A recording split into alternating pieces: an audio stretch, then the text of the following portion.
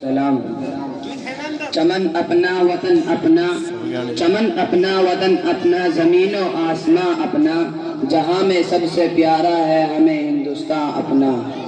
آزاد ہندوستان کی تاریخ میں دو دن یادگاری حیثیت اور قومی اہمیت رکھتے ہیں، ایک 15 اگست کا، دوسرا 26 جنوری کا۔ 15 اگست کو ہندوستان آزاد ہوا اور 26 جنوری کو ہندوستانی جمہوریت بنا۔ آج 15 اگست ہے، ہندوستان کی آزادی کی سالگرہ۔ 15 اگست 1947 کو سرزمین ہند پر وہی سورج طلوع ہوا تھا جو کہ آج طلوع ہوا ہے، لیکن اس وقت سورج کی کرنیں ایک نئی صبح کا پیغام لائی تھی۔ یہ صبح وہی صبح تھی جس کے ظہور سے غلامی کی رات کا اندھیرا ختم ہوا جو 150 برس طویل مدت پر محیط تھا۔ اسی رات تہذیب کے خود ساختہ گورے ٹھیکیداروں کو ہم نے پھول سے معصوم شہزادوں کا خون پیتے دیکھا۔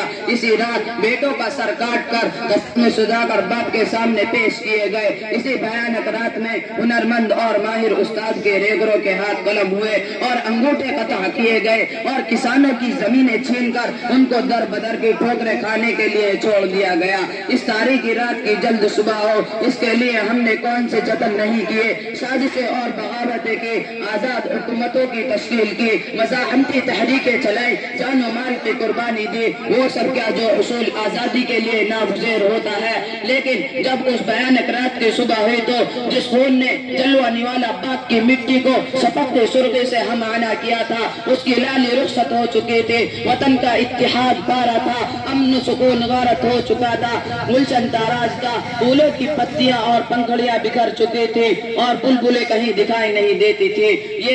یہ بات انسانی فطرت کے خلاف نہیں کہ اگر جنگ آزادی کے فائدوں سے لوگ محروم رہے تو ان کا دلی اطمینان اور قلبی سکون جاتا رہتا ہے اور دور غلامی کو یاد کر کے آہیں بننے لگتے ہیں۔ اس دور کے اطمینان و فراغت اور خاموشی کا تصور ان کو تڑپا دیتا ہے اور اسے آزادی کے بعد کے انتشار و اضطراب سے ہزار درجے بہتر سمجھنے لگتے ہیں۔ لیکن ایسے لوگ وہ ہوتے ہیں جن کو آزادی سے کوئی وابستگی نہیں ہوتی اور جن کے سامنے حقیقت میں حصول آزادی کا کوئی مقصد نہیں ہوتا۔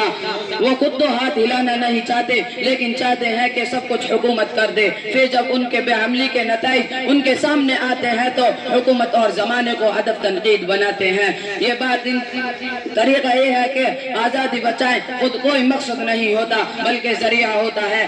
آزادی کے معنی قاعدہ قانون اور پابندیوں سے آزادی نہیں۔ آزادی کا مطلب یہ نہیں کہ ہر ضابطہ اور ہر قانون ختم ہو گیا، جو چاہے کرے، کوئی روکنے ٹوکنے والا نہیں۔ ایسی آزادی نہیں، مذاق ہے۔ اگرچہ آج اشوک اکبر اور شاہجہاں کی سرزمین میں اس کے اسباب کے نام دیکھنے میں آ رہے ہیں، آزادی جادو کی چھڑی بھی نہیں ہوتی کہ یکایک پلک جھپکتے ہتھیلی پر سرسوں جم جائے اور آم کے غٹلی سرسبز پودے میں تبدیل ہو جائے۔